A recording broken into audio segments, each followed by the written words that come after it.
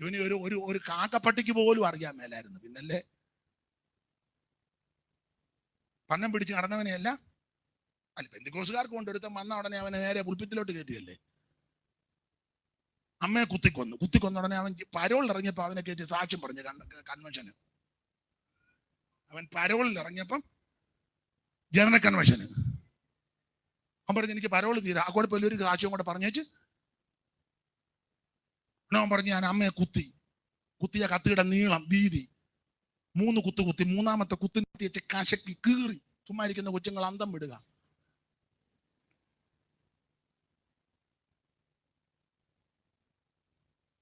അവനാ സാക്ഷ്യം. അവന് കൺവെൻഷന് അമ്മയ്ക്ക് വെള്ളം കൊടുത്തവന് ഒരു സാക്ഷ്യവും ഇല്ല. അവനാ സാക്ഷ്യം. അമ്മയ്ക്ക് വെള്ളം കൊടുത്തവൻ എല്ലാവരും കൊടുക്കുന്നവൻ. പെറ്റതള്ളയ്ക്ക് വെള്ളം കൊടുത്തവന് ഒരു സാക്ഷ്യവും ഇല്ല. പെറ്റതള്ളയെ ഒറ്റ കുത്തിന് മലത്തിയവന് ആ സാക്ഷ്യം കേട്ടപ്പോ നമ്മുടെ പെന്തിക്കോസുകാരനാണ് ഒരു സഹോദരി ഒന്ന് കേൾക്കണ്ടത്.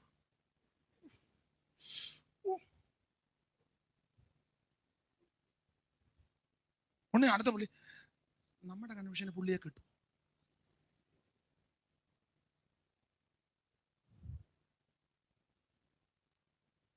ഇങ്ങനെയുള്ളവരെ കൃപയിൽ വരരുന്ന നല്ല വാദം. അവര് മാനസാന്തരപ്പെട്ട് വന്നെങ്കിൽ പറകിലിരിക്കണം.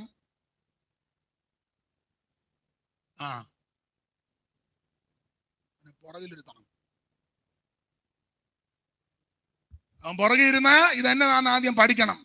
പാട്ട് എന്നതാ, പ്രാർത്ഥന എന്നതാ, സ്തോത്രം എന്നതാ, ഹല്ലേലൂയ എന്നതാ, വചനം എന്നതാ, ഉപദേശം എന്നതാ, രക്ഷ എന്നതാ, സ്നാനം എന്നതാ, അടിസ്ഥാന വേദോപദേശം എന്നാന്ന് ഇവൻ പഠിക്കണം.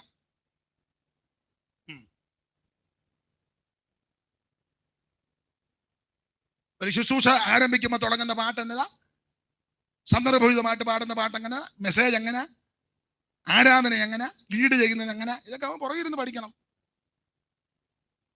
വേണ്ടേ? പഠിക്കണം. കുറഞ്ഞതിന് 5-6 കൊല്ലമെങ്കിലും അവനെ പുറകിരുത്തണം. ഇപ്പൊ ഇവന്റെ സാക്ഷ്യം കേട്ട ചാരിപ്പെട്ടെന്ന് ഇപ്പൊ ഇനിയും പെന്തിക്കോസിലൊന്നും മര്യാദയ്ക്ക് ഇരിക്കുന്നവനോട് കത്തി മേടിക്കാൻ പ്ലാനേ ഉണ്ടാവുള്ളൂ.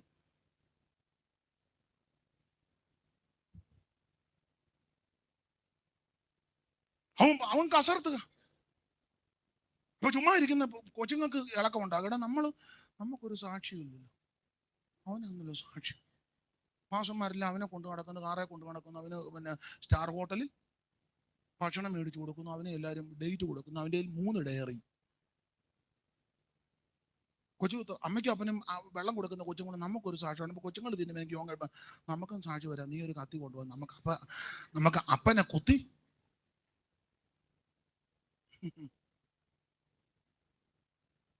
പുറകിലിരുത്തണം.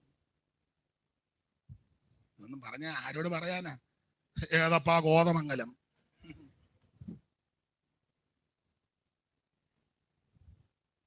പാടിക്കേണ്ട പുതിയ ശിക്ഷനും ആരുതെന്നാ പുസ്തകത്തിൽ വാക്യം.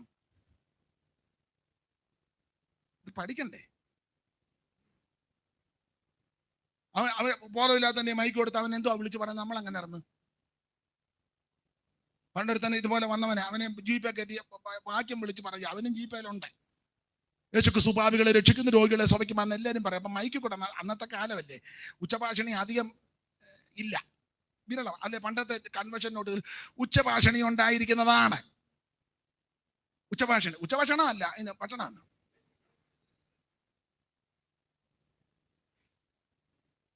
അപ്പൊ അത് നോട്ടീസിലൊക്കെ വെക്കും.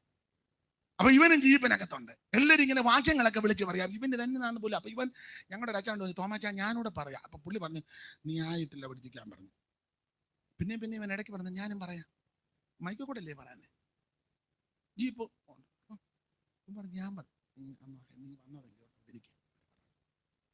അങ്ങനെ ജീപ്പ് വിട്ട് ഒരു സ്ഥലത്ത് നാരങ്ങാ വെള്ളം കുടിക്കാൻ നിർത്തി. അവർ വെളിയിലിറങ്ങി വരുമ്പോൾ മൈക്ക് എടുത്ത് പറഞ്ഞു കർത്താവാകുന്ന യേശുക്രിസ്തു വരുന്നു, എല്ലാവരും ഓടിക്കോളാൻ. അവര് വല്ലച്ചാതി എങ്ങനെയും 10 പേര് യോഗത്തിന് വരണമെന്നാ വിളിച്ച് പറഞ്ഞു കർത്താവാകുന്ന യേശുക്രിസ്തു വരുന്നു, എല്ലാവരും. ഇവനിത് എന്നതാന്ന് പോലും അറിയാൻ മേലെന്ന് അറിയത്തില്ല. പണ്ട് സഭയ്ക്ക് കണ്ടമാനം കാശ് കൊടുക്കുന്ന അച്ചായൻ ലക്ഷക്കണക്കിന് കൊടുക്കും, ആര് കോരി കൊടുക്കും. അച്ചായൻ കൺവെൻഷനും അച്ചായനാ കാശ് കൂടുതൽ. കൊടുത്തു. അപ്പൊ കൺവെൻഷൻ നടത്തിപ്പുകാർ പറഞ്ഞു ഓരോ പ്രോഗ്രാം ഓരോരുത്തർക്ക് എഴുതി. ഉദ്ഘാടനം, ആശംസ, അനുമോദനം, സങ്കീർത്തന വായന ഒക്കെ ഉണ്ടല്ലോ, പല അങ്ങനെ കൊടുത്ത് എല്ലാം എഴുതി ഫില്ല് ചെയ്തു. ലാസ്റ്റ് ആയി അച്ചായം വന്ന, കാശുകാരൻ്റെ അച്ചായം വന്ന. അപ്പൊ സ്റ്റേജ് ഇരുന്ന് വെച്ചു, നമ്മുടെ അച്ചായം പുള്ളിക്ക് എന്നാ പ്രോഗ്രാം, എല്ലാം കൊടുത്തു പോയി, ഇനിയിപ്പോ എന്നാ യോഗം തീരാൻ പോവുക, എന്നാ കൊടുക്കാണ്. അപ്പൊ സ്റ്റേജിൽ ഇരുന്നൊരു പുള്ളിക്കായിരുന്നു ആശീർവാദം. പുള്ളി പറഞ്ഞൊരു കാര്യം ചെയ്യും, ആശീർവാദം അച്ചായനെ കൊണ്ട്, കാശ് തന്ന അച്ചായനല്ലേ, ഇയാൾക്ക് തന്നെ കാശുണ്ടെന്നല്ലാതെ വെളിവൊന്നുമില്ല.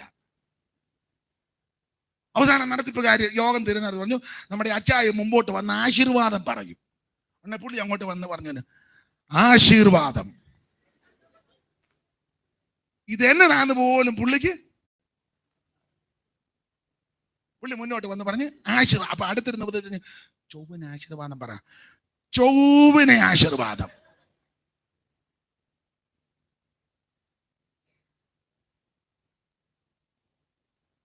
ഇത് കാര്യങ്ങൾ പഠിക്കണം.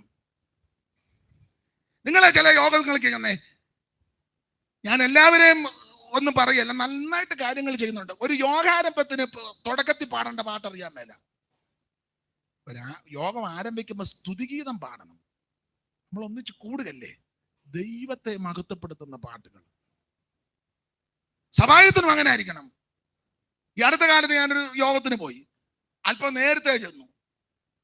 നേരത്തെ ചെന്നപ്പം അവിടുത്തെ ഉപദേശി പറഞ്ഞ് പ്രാർത്ഥിച്ചു പറഞ്ഞൊരു പാട്ട് പാടാൻ പറഞ്ഞിട്ട് ആരും പാടുന്നില്ല. പുള്ളി അവിടെ നിന്ന് ഇങ്ങനെ കഴുകാൻ നോക്കുമ്പോൾ നമുക്ക് ആരെങ്കിലും പാടുന്ന ഓർത്ത് ആരുമില്ല. അവസാനം പിന്നെ ഒരു സഹോദരി അങ്ങ് പാടി. എന്തുവാന്നോ, വെളിവൊന്നുമില്ലെന്ന്. ഒരു യോഗം തുടങ്ങുക, പാടാൻ പറഞ്ഞ പുള്ളിക്കാരി പറയുക, ഒലിവുമല ഒരുങ്ങിക്കഴിഞ്ഞല്ലോ. അതാണോ ഒരു യോഗത്തിന് തുടക്കം? വിവരവും ബോധവും എന്ന് പറയുന്നതില്ല. സങ്കീർത്തനത്തിൽ വാക്യമുണ്ട്, അവർക്ക് ഒരു ബോധവും ഇല്ലെന്ന്. ഒരു യോഗം ആരംഭിക്കുമ്പോൾ ദൈവത്തെ മഹത്വപ്പെടുത്തുന്ന പാട്ട് വേണ്ട, വിശേഷിച്ച് സഭായോഗത്തിന്. നിങ്ങൾ ആ സിയോൻ കിതാബിൽ അതിന് ക്രമം എഴുതിയിട്ടുണ്ട്.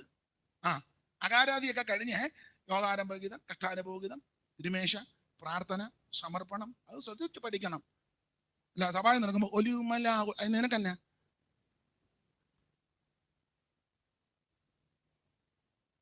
ഞങ്ങൾക്ക് ചർച്ച പോലൊരു TC ജോസ് ഉണ്ടായിരുന്നു. അദ്ദേഹം കടന്നുപോയി, നല്ല മനുഷ്യനാണ്, വചന തിട്ടമുള്ള ആള്. പുള്ളി ഇതുപോലെ നിങ്ങളുടെ കാര്യങ്ങൾ കാണുമ്പോൾ അന്നേരം പുള്ളി കറക്റ്റ് ചെയ്യും. പുള്ളി പറഞ്ഞത് ചെയ്യണം, ഇല്ല ഇവന് അടുത്ത തലത്ത് പോയി വിവരത്തെ എല്ലാം വിളിച്ചു പറയും. കറക്റ്റ് ചെയ്യണ്ടേ?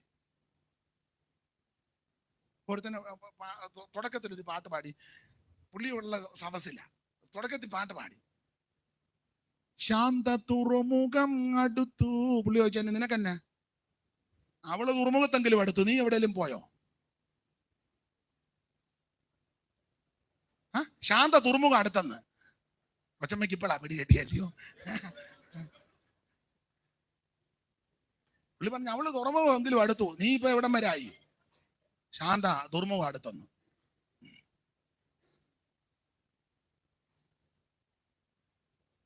യോഗം തുടങ്ങുന്ന സന്ദർഭം വിഷയത്തോട് ബന്ധപ്പെട്ട് ഇതൊക്കെ പഠിച്ചിരിക്കണം.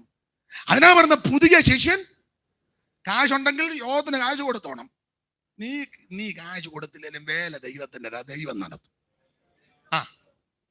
ഞാൻ ഒരു ദൃഷ്ടാന്തം പറയാം. ഞങ്ങൾക്ക് TPM-ല് എനിക്ക് വേണ്ടപ്പെട്ട ഒരു അച്ചായനുണ്ട്, പേര് ഞാൻ പറഞ്ഞില്ലേ. അപ്പൊ അവര് ലൈവിൽ കാണും, ചിലപ്പോ എന്നെ വഴക്ക് പറയുന്നതിനാ ഞങ്ങളുടെ പേര് പറഞ്ഞത് ചോദിക്കും. അത് വേണ്ട, അവര് പഴയ TPM-കാരാ. അപ്പൊ എന്തോ ഒരു കാര്യം വന്നപ്പം ഒരു പേരും സ്ഥലവും ഞാൻ പറയുന്നില്ല, അദ്ദേഹം ഒരു 10 ലക്ഷം രൂപ കൊടുത്തു. ഒരു അമ്പടാന്നോ 5 കോടി കൊടുത്ത പുള്ളി എവിടെ ഇരിക്കുന്നത്?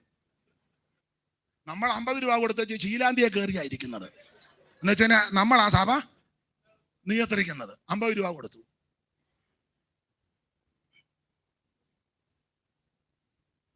അങ്ങേര് 10 ലക്ഷം രൂപ കൊടുത്തു ഒരു വിഷയത്തോട് സഭയ്ക്ക്. അപ്പൊ കൊടുത്തു കഴിഞ്ഞപ്പോ സഭയിൽ ഒരു ചെറിയ എന്തോ ഒരു അഭിപ്രായ വ്യത്യാസം വന്ന അവിടുത്തെ മൂപ്പൻ അദ്ദേഹത്തെ ശാസിച്ചു. സഹോദരൻ മിണ്ടാതിരിക്കാൻ. സഹോദരൻ മിണ്ടാതിരിക്കും. പുള്ളി ഒന്നും മിണ്ടിയില്ല. പുള്ളിക്ക് അത് വലിയ പ്രയാസവുമായി. പുള്ളി വീട്ടിൽ വന്ന്, അപ്പൊ ഞാനും ഉണ്ട്. പുള്ളി വീട്ടിൽ വന്നപ്പോൾ ഞാനോട് ചെന്ന് ഞാൻ ഇനി അങ്ങോട്ട് പോകണമെന്നൊരു ചെറിയ, ഞാൻ പറഞ്ഞു അവിടെ തന്നെ പോകണം. അപ്പൊ എന്നോട് പറഞ്ഞ കൂട്ടത്തിൽ പറഞ്ഞു, ഞാൻ കഴിഞ്ഞ ആഴ്ചയും 10 ലക്ഷം രൂപ കൊണ്ട് അപ്പൊ എനിക്ക് ആ സഹോദരിയോട് ബഹുമാനം തോന്നാൻ കാര്യം ഉടനെ ആ പുള്ളിക്കാരി എഴുന്നേറ്റ് പറഞ്ഞു, പാസ്റ്ററെ ഞാനൊരു കാര്യം ഒന്ന് പറഞ്ഞോട്ടെ എന്ന് എൻ്റെ അനുവാദം കൂടെ മേടിച്ചേച്ച്. ഞാൻ പറഞ്ഞു. പുള്ളിക്കാരി അദ്ദേഹത്തിന് ചോദിച്ചു, അച്ചായം 10 കൊടുത്തതിൻ്റെ കണക്കൊന്നും പറയണ്ട, നിങ്ങൾ 10 ലക്ഷം കൊടുത്തു, നിങ്ങളുടെ കയ്യിൽ ഉള്ളത് കൊണ്ട് നിങ്ങൾ കൊടുത്തു, ഉണ്ടായിട്ട് കൊടുക്കാത്തവരും ഉണ്ട്, അത് വേറൊരു വിഷയം. നിങ്ങൾ കൊടുത്ത് 10 നിങ്ങളുടെ കയ്യിൽ അന്നേരം ഉണ്ടായിരുന്നു, നിങ്ങൾ 10 കൊടുത്തു. നിങ്ങൾ 10 കൊടുത്തെങ്കിൽ മിണ്ടുവൊന്നും വേണ്ട, അത് ദൈവനാമത്തിലാ കൊടുത്തു. ഭാര്യ പറഞ്ഞു കൊടുക്കുക, നിങ്ങൾ ഇനിയും 10 കൊടുത്തില്ലെങ്കിലും അവരവിടെ ഇരുന്ന് സ്തോത്രം ചെയ്യുമ്പം വേറൊരുത്തരെ കൊണ്ട് 15 ദൈവം അവിടെ കൊടുപ്പിക്കും. വേല ദൈവത്തിൻ്റെതാണ്. നീ 10 കൊടുത്തതിന്റെ ഗീർവാണം ഒന്നും അടിക്കണ്ട. നീ 10 കൊടുത്ത് ഞെളിയുകയും വേണ്ട. നീ 10 നിന്റെ ഉള്ളതുകൊണ്ട് നീ 10 കൊടുത്തു. നീ 10 കൊടുത്തില്ലെങ്കിൽ അവർക്ക് ഒരു അവര് അവിടെ ഇരുന്ന് വെളുപ്പിനെ 3:30-4 ആകുമ്പോൾ സ്വോത്ര പ്രാർത്ഥന നടത്തും. അന്നേരം അവർക്ക് വരേണ്ടതെല്ലാം 15 കൊണ്ട് കൊടുക്കാൻ ദൈവം ഓരോരുത്തരെ ഒരുക്കും. ഉണ്ടണ്ട? അല്ല, അങ്ങനെയുള്ള സഹോദരിമാരും നമ്മുടെ സഹോദരിമാർ. നിങ്ങളോട് ഞാൻ അന്നേ പറഞ്ഞതാ 10 കൊടുക്കരുത്. നിങ്ങൾ അന്നേരം ആള് കളിക്കാൻ വേണ്ടി അനുഭവിക്കും. ഞാനും കൊച്ചങ്ങളും തിന്നണം. ഞാൻ നിങ്ങളോട് നാളെ ഒരു നൈറ്റ് മേടിച്ച് തരണമെന്ന് പറഞ്ഞിട്ട് നിങ്ങൾ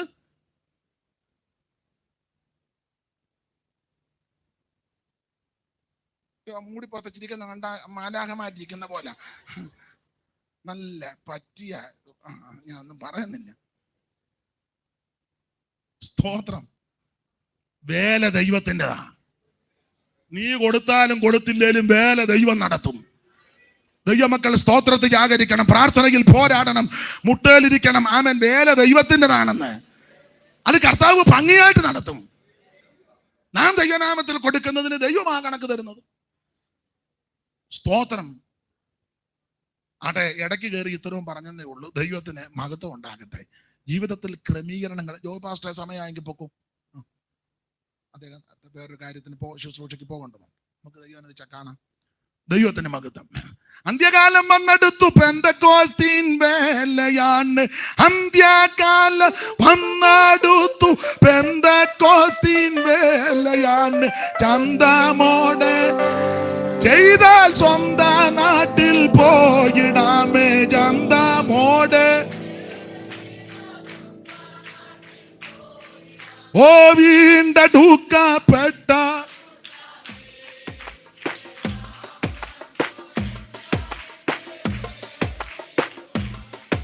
ഓ വീണ്ടെടുക്കപ്പെട്ട കൂട്ടമേ,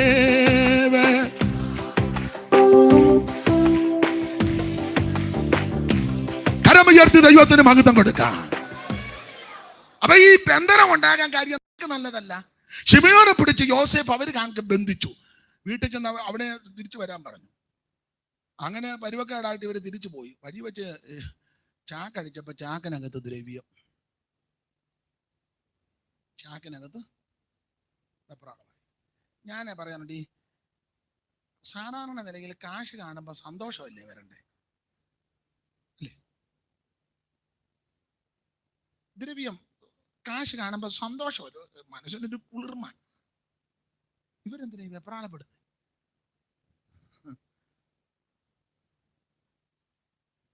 നീതിക്ക് നിരക്കാത്ത 1 രൂപ നിന്റെ കയ്യിലുണ്ടെങ്കിൽ മനോസുഖം ഉണ്ടാകുക. പുറമേയൊക്കെ ഇങ്ങനെ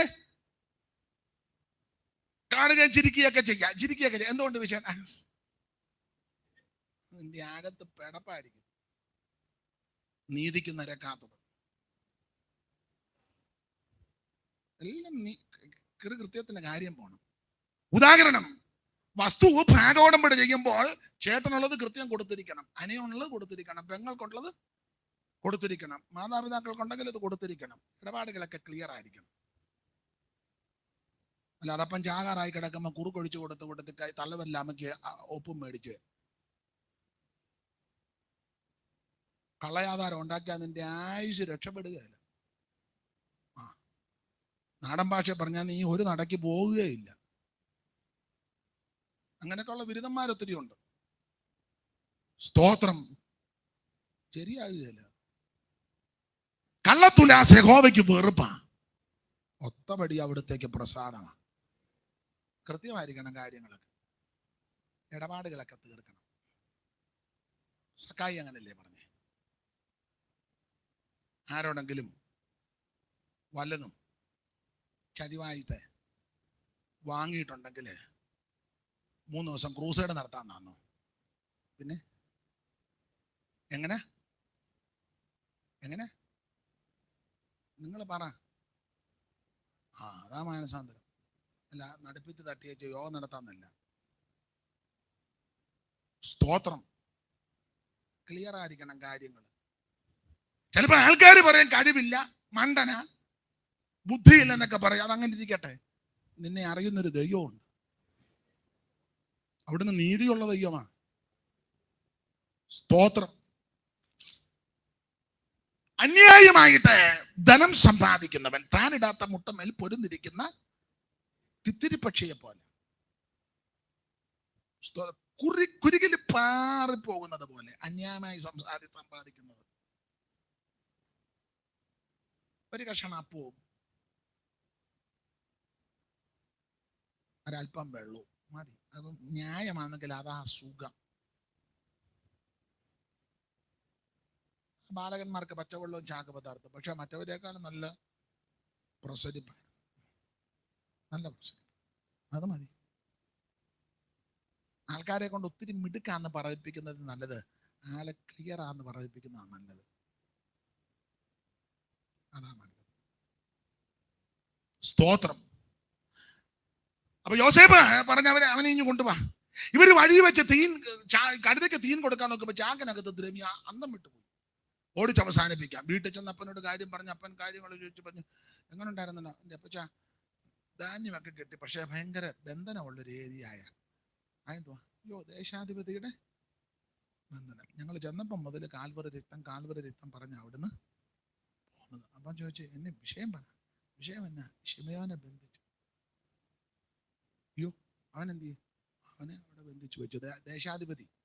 എന്നിട്ട് പുള്ളി പറഞ്ഞു, ബെന്യാമീനെ കൊണ്ടുചെല്ലി കാണും ശിമയോനെ. അപ്പം പറഞ്ഞു, നിങ്ങൾ യോഗം നടത്തി യോസേപ്പിനെ കൊന്നു. നിങ്ങളിപ്പോൾ ക്രൂസൈഡ് വെച്ച് ശിമയോനെ ബന്ധിച്ചു. ഇനി നിങ്ങൾ മെഗാ ക്രൂസൈഡ് വെക്കാൻ പോവാ. അപ്പം പറഞ്ഞ അവനെ ഞാൻ തന്നു വിടുകയില്ല. ഇവനെ പ്രസവിച്ചവൻ്റെ അമ്മ മരിച്ചതാ, ചോരക്കുഞ്ഞാ. ഞാൻ അവനെ വളരെ ലാളിച്ച് വളർത്തിയതാ, മുലകുടി പറ്റാത്ത കുഞ്ഞാ. അവനെ തരികയില്ല. അപ്പൊ ഇവന്മാര് പറഞ്ഞു, അവനെ തന്നില്ല, ഇനി ധാന്യം കൊള്ളാൻ അങ്ങോട്ട് ചെല്ലണ്ടെന്നാ. നമ്മൾ പട്ടിണി കിടന്ന് ചത്തുപോകും. ഉടനെ യാക്കോബ് പറഞ്ഞു, ആ ചത്താലും ഞാൻ ഇവനെ തരികയില്ല. ദിവസങ്ങൾ കഴിഞ്ഞു. അവസാനം കൊണ്ടുചെന്ന സാധനങ്ങളെല്ലാം തീർന്നു. എൻ്റെ ചിന്തയാ. യാക്കോബ് രാവിലെ എഴുന്നേറ്റ് ദിനചര്യകൾ കഴിഞ്ഞു വെച്ചു. എൻ്റെ ചിന്ത അങ്ങ് പറഞ്ഞതേ ഉള്ളൂ. നമ്മുടെ രീതിയും കൂടെ വെച്ച് ബ്രേക്ക്ഫാസ്റ്റ് കഴിക്കാനിരുന്നപ്പം ബ്രേക്ക്ഫാസ്റ്റ് വരുന്നില്ല. പിന്നെയും ചോദിച്ചു, എന്തിയും മോനെ ബ്രേക്ക്ഫാസ്റ്റ്? അവർ പറഞ്ഞു തീർന്നു, ഒന്നുമില്ല. പുള്ളിക്കാരനെ ബ്രേക്ക്ഫാസ്റ്റ് മസ്റ്റ്. അങ്ങനെയല്ലേ ഇപ്പം നമ്മുടെ ആൾക്കാർ പറഞ്ഞേ, ബ്രേക്ക്ഫാസ്റ്റ്. നമ്മളങ്ങനെ എപ്പോഴും ഒന്നും ഫാസ്റ്റിംഗ് എടുക്കരുത്. അത്യാവശ്യം നമ്മൾ ആ ടൈമിൽ ഒരു ബിസ്ക്കറ്റ് ആണെങ്കിലും. നിങ്ങൾ കേട്ടിട്ടില്ലേ ചെല്ലു പറയുന്നത്? കേട്ടിടാ നിങ്ങൾ അങ്ങനെയല്ലേ? പിന്നെ ബ്രേക്ക്ഫാസ്റ്റ്. അപ്പൊ യാക്കോബ് പറഞ്ഞു, ഇന്ന് ബ്രേക്ക്ഫാസ്റ്റ്. ഇന്ന് ബ്രേക്ക്ഫാസ്റ്റ്. കാര്യം തന്നെ ശിമയോനെ ബെന്യാമീനെ തരാഞ്ഞത് കൊണ്ട് അവനെ തന്നു വിടുകായിരുന്നു. ഞങ്ങളിപ്പോ 2 വട്ടം പോയേച്ച്, ഈ എന്റെ ഭാഷയിൽ പറഞ്ഞ സ്വന്തം വയറ് കാഞ്ഞു, വിശപ്പ്.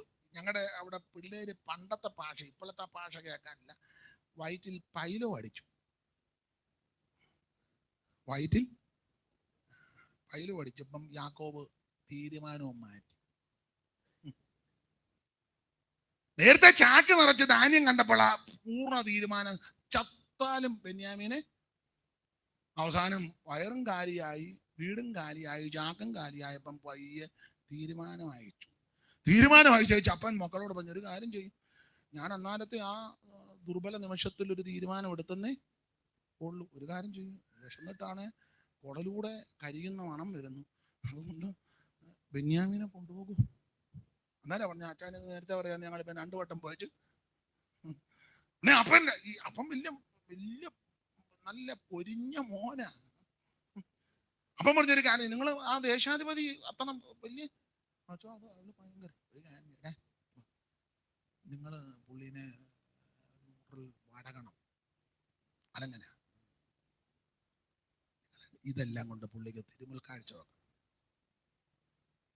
ഞാൻ ഈ തരുന്ന സാധനമെല്ലാം ചെന്ന ഉടനെ പുള്ളിയുടെ മുമ്പിൽ കാഴ്ച വെക്കണം. ബോഡനണ്ടി, ബദാം പരിപ്പ്, നറുംപശ, ഹൽവാനപ്പശ, ഗുൽഗുലു, ഇതെല്ലാം വിശേഷപ്പെട്ട സാധനമാണ് ദേശത്തിന്റെ. ഇതെല്ലാം പുള്ളിക്ക് കൊണ്ട്. അപ്പൊ പുള്ളി ഇതെല്ലാം കൂടെ കാണുമ്പം മയങ്ങും. സമ്മാനം കണ്ണ്. പിള്ളേരെ പഠിപ്പിക്കുക. അപ്പം പണ്ട് അപ്പന്റെ അപ്പനെ നൂറിൽ അത് കൊച്ചുങ്ങളെ പഠിപ്പിക്കുക. ഈ കണ്ണന്റെ മൂട്ടി കാളി ഉണ്ടാവുമോ? നീതിസാരത്തിൽ ഒരു പ്രയോഗമുണ്ട്, നിങ്ങൾ പഠിച്ചിട്ടുള്ള. കാരസ്കരത്തിൻ കുരു പാലിലിട്ടാൽ കാലാന്തരേ കയ്പ് ശമിപ്പതുണ്ടോന്ന. അപ്പന്റെ മക്കളല്ലേ. അപ്പന്റെ അപ്പൻ ഇസഹാക്കിനെ കളിപ്പിച്ചതാ. നിങ്ങൾ ഇതെല്ലാം കൊണ്ട് പുള്ളിക്ക് തിരുമുൽ കാഴ്ച വെക്കാൻ കാര്യം നടക്കുമെന്ന്. പിള്ളേർ ഇതെല്ലാം കൂടെ എടുത്ത് രണ്ടാം വട്ടം വീണ്ടും വരിക. അപ്പം മിസ്രയീമിലോട്ട് വന്നപ്പം ബെന്യാമീനുമായിട്ടായി വരുന്നത്. അപ്പൊ യോസേഫ് ബാല്യക്കാരനെ വിളിച്ചു പറഞ്ഞു, ആൾക്കാരെ കണ്ടോ? പറഞ്ഞു, അവര് വന്ന ഒരു പെന്തിക്കോസ്തുകാരൻ.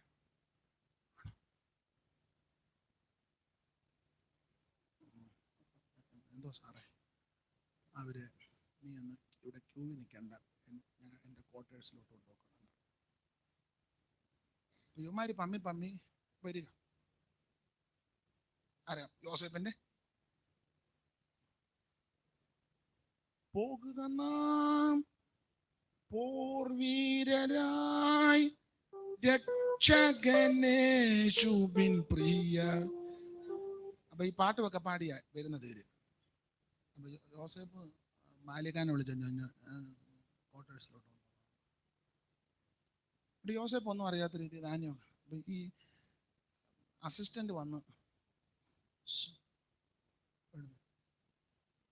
ഞങ്ങള് കനാൻ ദേശത്ത് വണ്ടിയെ കയറി. എന്നാ സാറേ? വലിയ സാറ് പറഞ്ഞ് വീട്ടിലോട്ട് കൊണ്ടുപോക്കോളാം. വലിയ സാറ് പറഞ്ഞ് നിങ്ങളെ. ഇവര് പറഞ്ഞു, ഞങ്ങള് കഴിഞ്ഞ പ്രാവശ്യം വന്നപ്പോൾ ഇവിടെ നിന്ന് മേടിച്ചോണ്ടെല്ലാം പോവായിരുന്നു, തന്നെ ഞങ്ങൾക്ക് വലിയ സാറിനെ ഒന്ന് കാണണം. ഇല്ല, അപ്പം കൊടുത്തു വിട്ട കൊടുക്കാൻ. നിന്റെ വിചാരമാണോ ദൈവത്തിന്റെ വിചാരം? ഒന്ന് ഒരുത്തൻ പറഞ്ഞു, ഒരു കാര്യം നീ പെട്ടെന്ന് കൊണ്ട് വലിയ സാറിന് ഇത് കൊടുത്തു വെച്ചോ. അവൻ പറഞ്ഞു, ആയിരിക്കും, അങ്ങനെയൊന്നും ഇവിടെ ഒക്കത്തില്ല, സാറ് വരുമ്പോ നമുക്ക്. എവരെ വണ്ടിയെ കയറ്റി യോസേഫിന്റെ ക്വാർട്ടേഴ്സിൽ കൊണ്ടുപോയി. അവിടെ ചെന്ന് എന്റെ ഭാഗം പഠിച്ചറിയാം, മിറ്റത്ത് നിൽക്കുക. അപ്പൊ ഈ വണ്ടിക്കകത്ത് അങ്ങോട്ട് പോവുകയും മിറ്റത്ത് നിൽക്കുമ്പോ ഇവന്മാര് തമ്മിൽ സംസാരിക്കാം. ഇതിനകത്ത് എന്തോ ചതിയുണ്ട് കേട്ടോ. എന്നെ മറ്റവൻ കഴിഞ്ഞ പ്രാവശ്യം വന്നപ്പം നമ്മളെ ക്യൂ നിർത്തി നമ്മൾ കാര്യങ്ങളൊക്കെ പറഞ്ഞ് ചാക്കിനത് ധാന്യമെല്ലാം തന്ന്, ഈ പ്രാവശ്യം നമ്മളെ അങ്ങോട്ട് കൊണ്ടുപോകുന്നില്ല വണ്ടിയല്ലേ. ഒരുത്തൻ ചോദിച്ചു, ഇടിവണ്ടിയാണോ എന്ന് ചോദിച്ചു. ഇടിവണ്ടി അല്ല. പിന്നെ മറ്റവൻ പറഞ്ഞു, ഞാൻ നിന്നോടൊക്കെ അന്നേ പറഞ്ഞതാ, യോസേപ്പിനെ കണക്ട് കിട്ടപ്പം ഞാൻ പറഞ്ഞ കണക്ട് കിടരുത്, അവനെ എങ്ങനെ അവൻ രക്ഷപ്പെട്ടു. നിങ്ങളെല്ലാം അന്നേരം സമ്മതിച്ചില്ല. ഇത് അവനോട് നമ്മൾ ചെയ്തതിന്റെ ദൈവം ചോദിക്കണം. ഒരുത്തൻ പറഞ്ഞു, പക്ഷേ ഞാൻ ഒരു 3 ദിവസം ഉപവസിക്കാൻ തീരുമാനിച്ചു. ഒരുത്തൻ പറഞ്ഞു, ഞാൻ 3 പ്രമാണം ഇരിക്കത്തില്ല, വൈകുന്നേരം കഴിക്കും, ഒരു നേരം. ഒരുത്തൻ പറഞ്ഞു, എനിക്ക് ടാബ്ലറ്റ് എടുക്കുന്നതുകൊണ്ട് ഒരു നേരം പോലും ഒക്കത്തില്ല. നമ്മൾ ഉപവസിക്കാന്ന് പറഞ്ഞാൽ കൂടെ വസിക്കുക എന്നുള്ളതാണല്ലോ. ഇങ്ങനെയല്ല ഇവര് ഡയലോഗ് പറഞ്ഞു യോസേഫിന്റെ വീടിന്റെ മുറ്റത്ത് നിൽക്കുക. അപ്പം ഈ യോസേഫിന്റെ വീട്ടിൽ ചെന്നിട്ട് യുവമാർ അവിടെ മധ്യസ്ഥനെ തപ്പുക. നിങ്ങൾ ആ ഭാഗം പഠിക്കുമ്പോൾ അറിയാം. യോസേഫിന്റെ വീട്ടിൽ ചെന്നിട്ട് യുവമാർ ഒരുത്തനോട് പറഞ്ഞു, ബ്രദറെ, വലിയ സാറ് വരുമ്പോൾ ചെന്നെന്ന് പറയണം, ഞങ്ങൾ ഒറ്റുകാരൊന്നും അല്ല, ഞങ്ങൾ ബന്ധുക്കോസുകാരാ. തന്നെയല്ല, കഴിഞ്ഞ പ്രാവശ്യം വന്നപ്പോൾ ഇച്ചിരി കാശ്, ഞങ്ങൾ കൊടുത്ത കാശ് എന്തോ അബദ്ധത്തിൽ എങ്ങാണ്ട് അതെല്ലാം ഞങ്ങൾ തിരിച്ച് കൊണ്ടുവന്നിട്ടുമുണ്ട്. പിന്നെ വലിയ സാറിന് കൊടുക്കാനായിട്ട് ഇച്ചിരി നട്ട്സും ഒക്കെ ഞങ്ങൾ.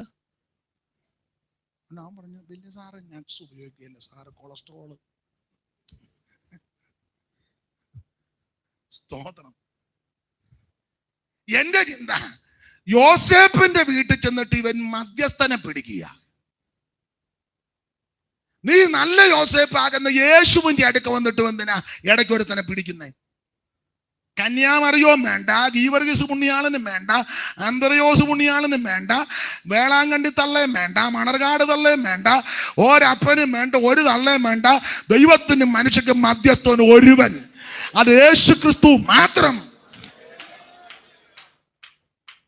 ഏക മധ്യസ്ഥൻ യേശു ക്രിസ്തു, ഏക ദൈവം യേശു ക്രിസ്തു.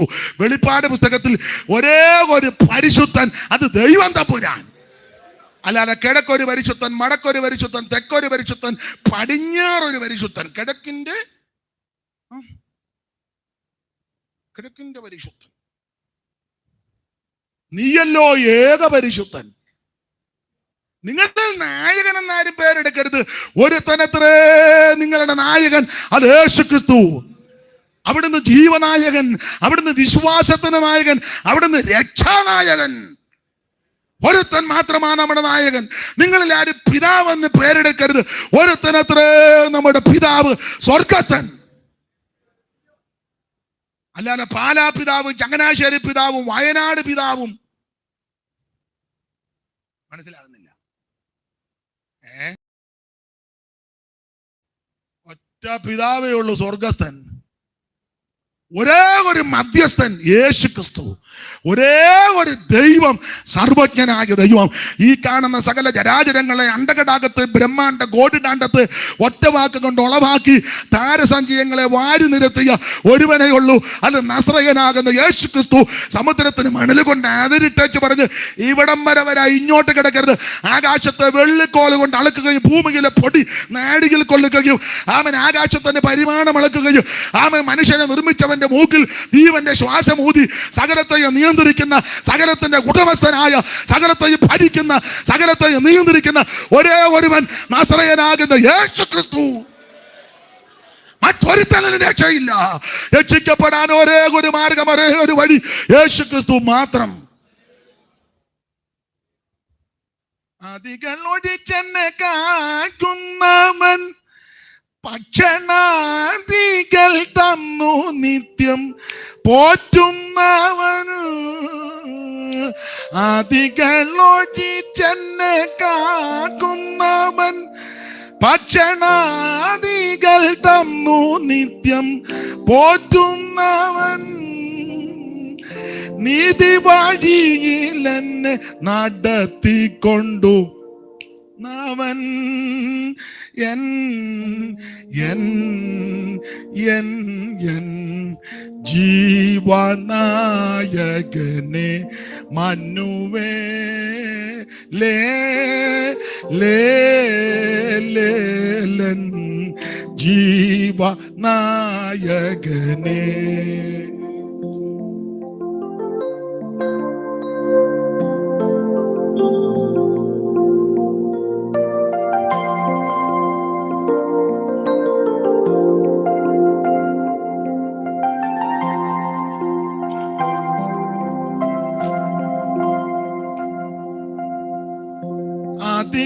അതികളൊഴിച്ചെന്നെ കാക്കുന്നവൻ, ഭക്ഷണ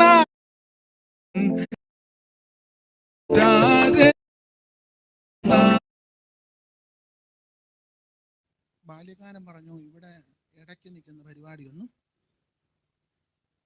ഇവിടെ എല്ലാം ഡയറക്റ്റാ, വയ ഇല്ല.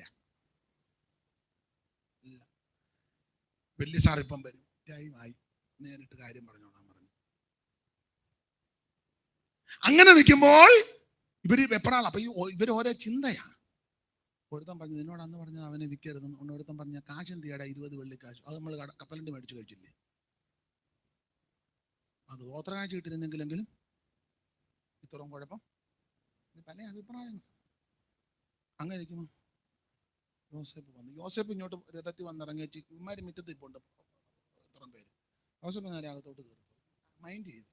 അപ്പോൾ ഒരുത്തൻ പറഞ്ഞു കണ്ടോ എന്തോ കുഴപ്പമുണ്ട്. കഴിഞ്ഞ പ്രാവശ്യം പുള്ളി നമ്മളോട് കാര്യമൊക്കെ ചോദിച്ചു, അപ്പനുണ്ടോ, എത്രയുണ്ട്, എവിടുന്ന എന്നൊക്കെ. ഇപ്പം പുള്ളി മൈൻഡ് ചെയ്യുന്നില്ലല്ലോ, എന്തോ കുഴപ്പമുണ്ട്. ഒരുത്തൻ പറഞ്ഞു ഏറ്റു പറഞ്ഞ് പ്രാർത്ഥിച്ചു. ഇവരെ ഈ ഡയലോഗ് എല്ലാം പറഞ്ഞു കുറച്ച്. അപ്പം ഇവന്മാരിത് പറയുമ്പോ അകത്ത് തീന്മേശ ഒരുക്കിക്കൊണ്ടിരിക്കുക. ഇത് വല്ല ഈ വിഡ്ഢികൾ അറിയുന്നുണ്ടോ? അകത്ത് തീന്മേശ, രാജഭോജനം. ഇവരും ഇങ്ങനെ കുറച്ച് കഴിഞ്ഞപ്പോ അല്പം കടുപ്പിച്ച ഇമാര് ഗുണമാകാൻ ഈ ചെയ്തെല്ലാം ചെയ്യും, ക്ലിയർ ആകാൻ വേണ്ടിയാ. കുറച്ച് കഴിഞ്ഞിട്ട് വന്നിട്ട് പറഞ്ഞു, വിളിച്ചു, ഹലോ വരാൻ പറഞ്ഞു. പിന്നെ 10 പേര് പറഞ്ഞു, പിന്നെ പ്രശ്നമാണ് കേട്ടോ പറഞ്ഞു, ബാ വിളിക്കണം ചെല്ല പറഞ്ഞു. 10 പേരും പാതൊക്കെ ചെന്നോണ്ടേ അവിടെ നിന്ന് കടുപ്പിച്ച കൈ എഴി വെച്ച് ഭക്ഷണം കഴിക്കാം. പിന്നെ ആ വെപ്രാണ് കഴിക്കാന്ന് പറയുമ്പോ സന്തോഷമല്ലേ വരണ്ടേ. ഒരുത്തൻ പറഞ്ഞു, എനിക്ക് വിശക്കുന്നില്ല അച്ഛാ.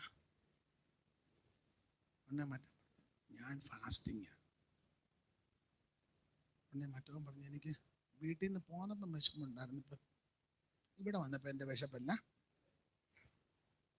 പിന്നെ ഒരുത്തൻ പറഞ്ഞു, പെട്ടെന്ന് കഴിക്കും, ഇനി അടുത്ത പ്രശ്നം ഉണ്ടാക്കാൻ. ഒരുത്തൻ പറഞ്ഞു, എനിക്ക് തോന്നുന്നത് ഈ കേട്ടിട്ടുണ്ട് തൂക്കിക്കൊല്ലുന്നതിന് മുന്നേ ഇഷ്ടമുള്ള ഭക്ഷണം. ഇവന്മാര് അകത്തോട്ട് കയറിയപ്പോ അകവാള് വെട്ടി നിൽക്കുന്നു.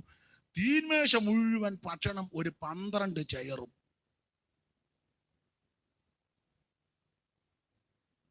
ഇത് കണ്ടു അന്തം വിട്ടു. അപ്പൊ ഒരുത്തൻ എണ്ണി, അച്ഛാ 12 കസേരയുണ്ട്, നീ എണ്ണിയോ?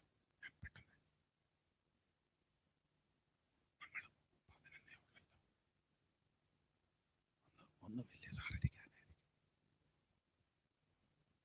യോസേപ്പ് വന്നു, കേറി ഇരുന്നാട്ടെ. ഇരിക്കുകയല്ല, ഇരിക്കുക, സമയം പോകുന്നു, എനിക്ക് ഓഫീസിൽ പോകേണ്ടതാ. ഇവന്മാരെന്ത് ചെയ്താ ഇരിക്കുകയല്ല.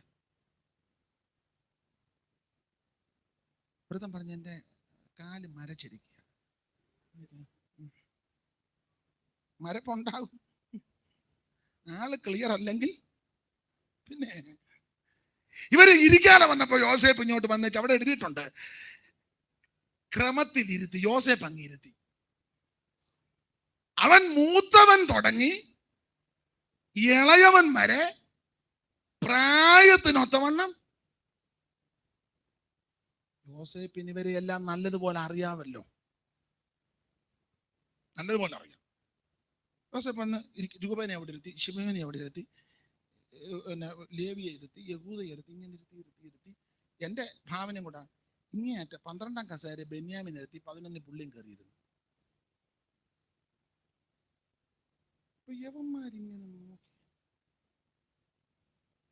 നോക്കിയപ്പോ ഇവന്മാർ ഒരുത്തന്നെ ഉടനെ അടുത്തിരുന്നവനോട് പറയും, ശിമയോൻ യഹൂദോട്, അച്ചായ കൃപാവരമുള്ളയാളാ.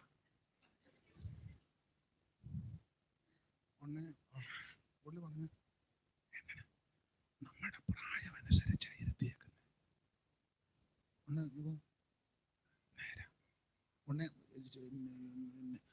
ലേവി പറഞ്ഞു, വെളിപ്പാടുണ്ട്, വെളിപ്പാട് ഉള്ള ആളാണ്. കറക്റ്റ് വെളിപ്പാടാണ്. ഇമാരി പറയാ. ഉടനെ രൂപൻ പറഞ്ഞു, അങ്ങനെ അന്ന് എന്റെ വിഷയം വെളിപ്പെട്ട് കാണും. ഉൽപ്പത്തി 35 എന്റെ വിഷയം. ഉടനെ യഹൂദ പറഞ്ഞു, എന്നാ 38 വെളിപ്പെട്ട് കാണും. ആടിനെ കൊടുത്ത കാര്യം, മോതിരം പോയ വിഷയം. ഉടനെ ശിമയോൻ പറഞ്ഞു, ഞാനും ലേവിയും കൂടെ വടിവാളെടുത്ത് ശേഖേമിൽ പോയതും, ചുരുക്കി പറഞ്ഞാൽ എല്ലാം വെളിപ്പെട്ടു.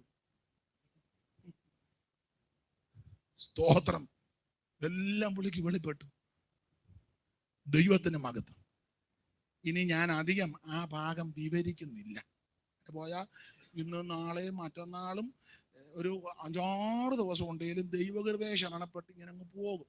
പിന്നെ നിങ്ങൾ ഒടുവിൽ പറയും, പുള്ളി വാക്യമൊക്കെ വായിച്ചു, കുഴപ്പമില്ല, എന്നാലും വായിച്ച ആ ഭാഗത്തേക്ക് പുള്ളി വന്നില്ലെന്ന് നിങ്ങൾ അതും പറയാതിൻ്റെ അപ്പുറവും പറയുമെന്ന് എനിക്കറിയാം. അതുകൊണ്ട് ഞാൻ സ്തോത്രം. എന്തായാലും കൊള്ളാം. ഒടുവിൽ യോസേപ്പ് തന്നെത്താൻ അറയ്ക്കകത്ത് പോയി ആദ്യം കരഞ്ഞു. ബെന്യാമീനെ കണ്ടപ്പോ പുള്ളി സമനില തെറ്റി. സ്തോത്രം. ബെന്യാമീനെ കണ്ടു. സ്വന്തം സഹോദരനല്ലേ. അറയ്ക്കകത്ത് പോയി കരഞ്ഞു. ഉറക്ക കരഞ്ഞു. ആരെയും കേൾപ്പിച്ചില്ല. നീ കരയുന്നത് ആരെയും കേൾപ്പിക്കരുത്, ആരെയും അറിയിക്കരുത്. ഭർത്താവില്ലാത്തപ്പോ, പിള്ളേരില്ലാത്തപ്പോ മുറിക്കകത്ത് കയറി മുട്ടയിലിരുന്ന് ആലേറി കരഞ്ഞോണം.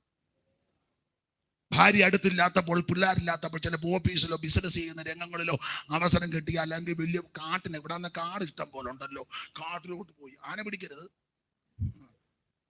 ആരുമില്ലാത്ത ആലേറി കരയണം. ദൈവസന്നിധി കരഞ്ഞോണം. Praise the Lord.